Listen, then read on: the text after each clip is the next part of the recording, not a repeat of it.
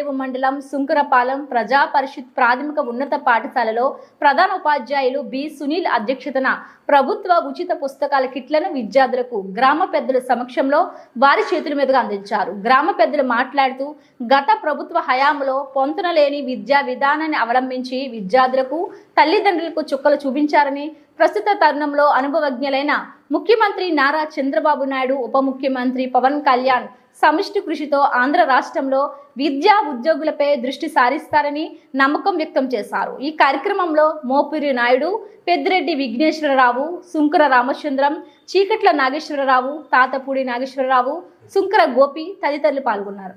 ఇలా తాళ్లరేవు మండలం సుంకరపాలెం ప్రజా పరిషత్ ప్రాథమిక ఉన్నత పాఠశాలలో ప్రధాన ఉపాధ్యాయులు బి సునీల్ అధ్యక్షతన ప్రభుత్వ ఉచిత పుస్తకాల కిట్లను విద్యార్థులకు గ్రామ పెద్దల సమక్షంలో వారి చేతుల మీదుగా అందించారు. గ్రామ పెద్దలు మాట్లాడుతూ గత ప్రభుత్వ హయాంలో పొంతనలేని విద్యా విధానాన్ని అవలంబించి విద్యార్థులకు తల్లిదండ్రులకు చుక్కలు చూపించారని, ప్రస్తుత తరుణంలో అనుభవజ్ఞులైన ముఖ్యమంత్రి నారా చంద్రబాబు నాయుడు, ఉప ముఖ్యమంత్రి పవన్ కళ్యాణ్ సమిష్టి కృషితో ఆంధ్ర రాష్ట్రంలో విద్యా ఉద్యోగులపై దృష్టి సారిస్తారని నమ్మకం వ్యక్తం చేశారు. ఈ కార్యక్రమంలో మోపిరి నాయుడు, పెద్దిరెడ్డి విఘ్నేశ్వరరావు, సుంకర రామచంద్రం, చీకట్ల నాగేశ్వరరావు, తాతపూడి నాగేశ్వరరావు, సుంకర గోపి తదితరులు పాల్గొన్నారు.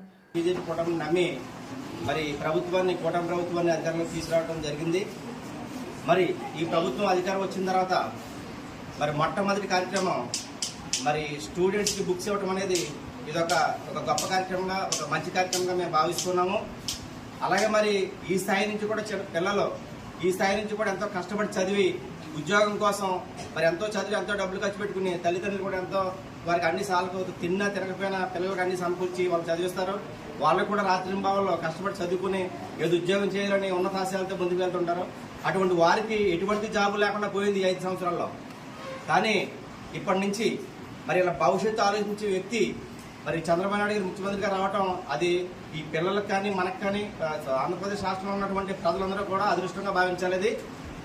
అలాగే మరి ఇక్కడి నుంచి వీళ్ళ భవిష్యత్తు కానీ, అలాగే మన రాజధాని కానీ, అలాగే రహదారులు కానీ, అభివృద్ధి కానీ, మరి కొత్త కంపెనీలు తీసుకొచ్చి ఇప్పటివరకు నిరుద్యోగులు ఉన్నటువంటి వారికి ఉద్యోగాలు కల్పించడం కానీ ఇటువంటి పనులన్నీ కూడా ఇప్పటి నుంచి ఖచ్చితంగా జరుగుతుంది. ఆంధ్రప్రదేశ్ ప్రజలకి మరి మంచి రోజులు వచ్చేయడానికి మరి చెప్పడానికి నేను సంతోషిస్తున్నాను.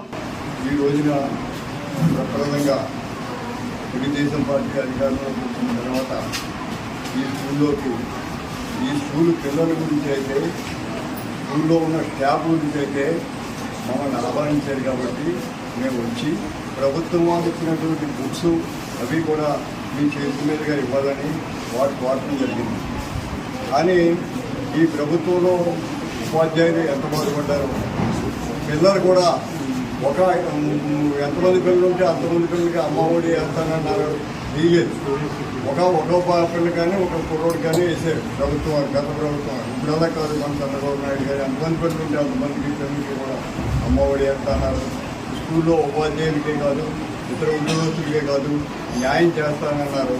వీరందరూ కూడా ఈ ఉపాధ్యాయులు ముఖ్యంగా ఈ రోజుని ఈ గవర్నమెంట్ రావడానికి కారణం, తెలుగుదేశం గవర్నమెంట్ రావడానికి కారణం ఉపాధ్యాయులు పడి ఇబ్బందులు, ఎన్ని రకరకాల ఇబ్బందులు పడినా కానీ ఏమి చేయని పెట్టుకోలేదు గత గవర్నమెంట్.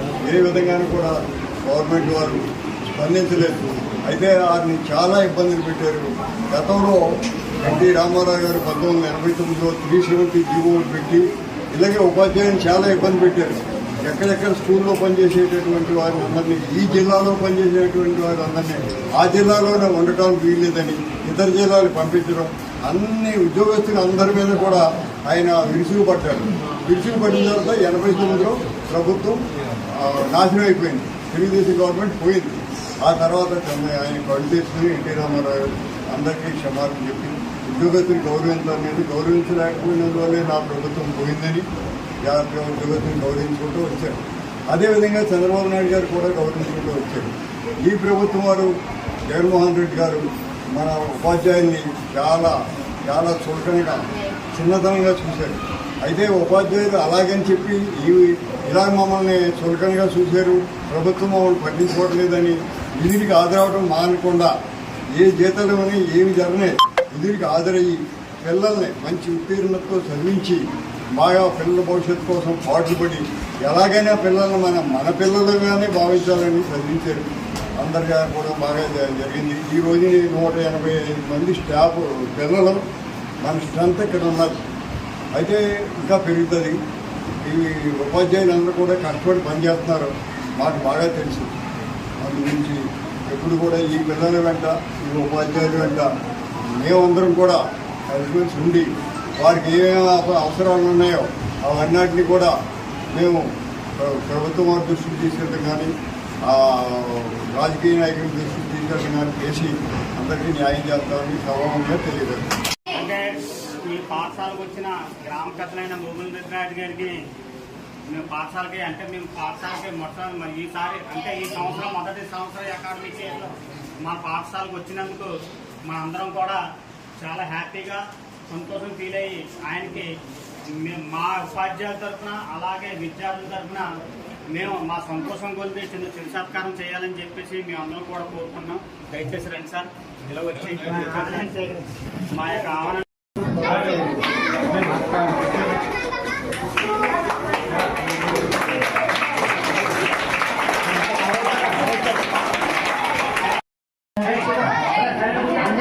Okay daddy.